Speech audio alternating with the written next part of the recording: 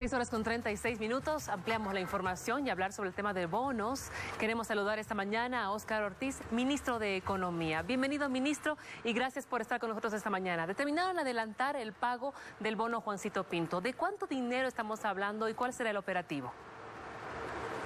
Muy buenos días, gracias. Ayer justamente la presidenta Yanine Áñez ha anunciado que se adelantará el pago del bono Juancito Pinto como una medida para ayudar a las familias bolivianas en esta difícil situación que se está viviendo por la pandemia. El bono es de 200 bolivianos, incluye a más de 2,5 millones de niños y jóvenes estudiantes de primaria y secundaria, de las escuelas fiscales, de las escuelas de convenio y de las escuelas de educación alternativa. Tenemos un operativo que va a ser similar a lo que ya se hizo con el bono familia, y eso va a facilitar mucho, que se va a pagar principalmente vía la banca. Obviamente hay algunas comunidades alejadas que seguramente se realizarán convenios con las Fuerzas Armadas para que se pueda llegar a aquellas comunidades a las cuales no hay acceso a entidades financieras. Ministro, explícanos justamente eso del operativo. ¿Cómo la gente va a poder llegar a los bancos? ¿Cuál va a ser la participación de las Fuerzas Armadas puntualmente en este pago del bono Juancito Pinto? Mire, usted recordará que hace algunos pocos meses, cuando se pagó el bono familia, también se lo pagó por los estudiantes, y fue un muy buen trabajo que hizo el Ministerio de Educación desarrollando toda la base de datos, y esa misma base de datos es la que se va a utilizar. En este caso, el bono Juancito Pinto está exclusivamente dirigido a todos los estudiantes de primaria y secundaria del sistema público, del sistema obviamente los colegios de convenio forman parte también del sistema público y los sistemas de educación alternativa. Entonces va a sacar el Ministerio de Educación ya la introducción en detalle, pero básicamente vamos a hacer la misma metodología, vamos a utilizar el mismo método que se utilizó con el pago del bono familia. Y solo para aquellas comunidades donde definitivamente no hay acceso a entidades financieras en la cercanía, bueno, se va a trabajar mediante convenios con las Fuerzas Armadas. Ministro, buenos días. Lo saludo a Gabriel Oviedo y permítame por favor cambiarle de tema, porque ayer el Poder Ejecutivo del Gobierno Nacional ha presentado un recurso de inconstitucionalidad contra la ley que fue promulgada por la presidenta del Senado, Eva Copa, para el pago del bono contra el hambre. Explíquele a todo el país cuál es el objetivo de este recurso de inconstitucionalidad, por qué razones lo hace el gobierno. Mire, para explicarlo en fácil, es como si no hubieran dado un cheque sin fondo. Aprueban una ley para pagar un bono, pero no aprueban los créditos necesarios para pagar ese bono. Todos sabemos que el país está con un problema de déficit desde hace 6 años, ya no solo de ahora, agravado por la pandemia, y por lo tanto necesitamos créditos internacionales para poder dar estas ayudas a las familias bolivianas.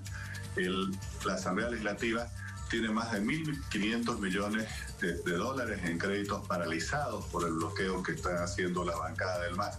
Y han elegido mencionar 2 préstamos que ya tienen otro objeto. Primero, ni siquiera han aprobado esos 2 préstamos, solo fueron aprobados por la Cámara de Diputados, no por la Cámara de Senadores. Y segundo, esos préstamos tienen como objeto que el Estado pueda recuperar el pago de los anteriores bonos, pueda recuperar lo que se tiene que pagar en subsidio a las tarifas de energía eléctrica, de gas domiciliario, de agua potable, y además financiar en parte la renta dignidad, que hoy con la baja del precio del petróleo lo que se recauda ya no es suficiente. Por lo tanto, los 2 préstamos que menciona la ley aprobada por la bancada masista no se pueden utilizar para este objeto, pero tampoco los han aprobado esos créditos. Y hay otros créditos que sí se podrían utilizar, por ejemplo, un crédito de la CAS de 350 millones de dólares que ni siquiera ha sido aprobado en una sola Cámara, está en la Cámara de Diputados paralizado. Por eso le digo, esto es un hecho meramente político, la Asamblea Legislativa. Nuevamente le doy el ejemplo de que como si no hubieran dado un cheque sin fondos, y obviamente con ello no se puede aplicar o pagar este bono hasta que no se aprueben los créditos. Obviamente, una vez aprueben los créditos correctos, aquellos que pueden ser utilizados para pagar un nuevo bono, hay toda la disposición de pagarlo. Ahora, Ahora, ministro Ortiz, hay dos créditos que están pendientes de aprobación en la Asamblea Legislativa, el de la CAF y el de la Agencia Francesa de Desarrollo. ¿De cuánto dinero se trata y por qué no se aprueban hasta ahora? Miren, básicamente, ¿cuáles son los principales créditos? El del Banco Mundial, que son alrededor de 250 millones de dólares, el del BID, que son 450 millones de dólares. Esos fueron aprobados en la Cámara de Diputados, no fueron aprobados en la Cámara de Senadores. Tienen un objeto específico: recuperar los pagos en anteriores bonos, los subsidios a los servicios básicos, apoyar el financiamiento de la renta de dignidad, y una vez el Estado recupera esos recursos, debe utilizarlos en cubrir una parte del déficit de aquí hasta fin de año.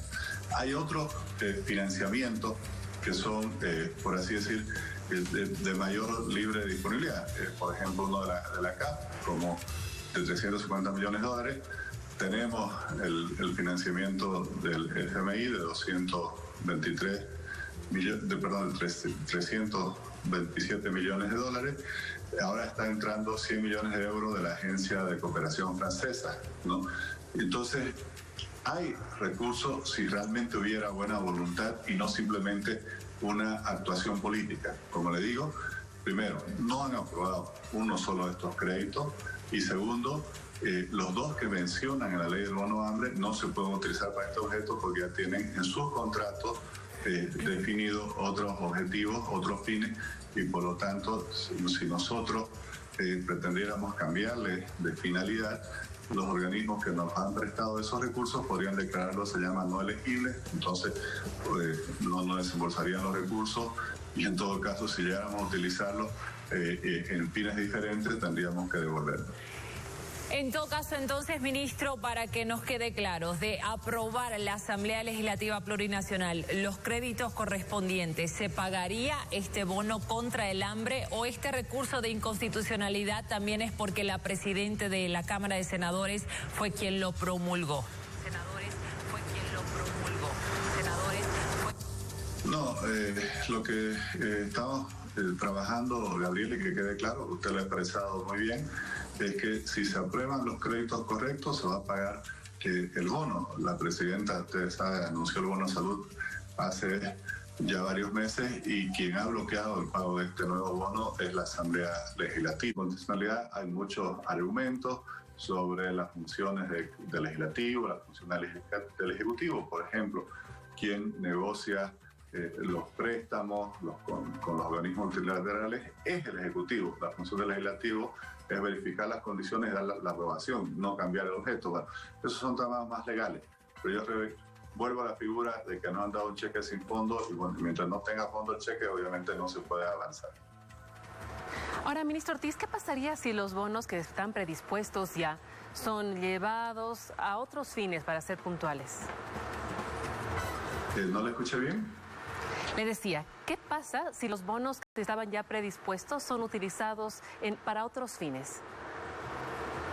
Bueno, esos bonos ya se lo dimos a las familias bolivianas. Esos bonos se han cubierto con recursos del Tesoro General de la Nación, pero negociamos, como eso demora, como país, se negoció que estos préstamos de organismos internacionales, como por ejemplo el del BID y el Banco Mundial, nos permitieran recuperar esos recursos y así paliar en parte el déficit fiscal, y obviamente asegurar el pago de salarios, jubilaciones, aporte de la seguridad social del sector público de aquí hasta fin de año. Gracias, ministro Ortiz, por esta entrevista con la revista esta mañana. Buenos días para usted.